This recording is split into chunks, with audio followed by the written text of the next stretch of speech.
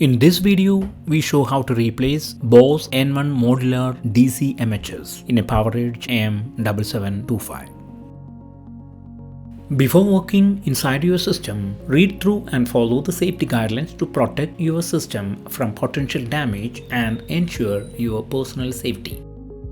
For more information or support about the PowerEdge M7725, visit dell.com support.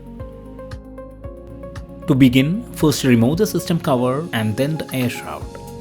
To remove the BOSS-N1 module, loosen the captive screw. Pull the blue tab to disengage and gently lift it from the slot. To remove the M.2 NVMe SSD module, remove the screw and pull out the SSD module away. To install the M.2 NVMe SSD module, align the module in its place and tighten the screw. To install the BOSS-N1 module, align with the socket and insert it. Press down until it is firmly seated and then tighten the screw. For more information about safety guidelines, see the service manual at dell.com support.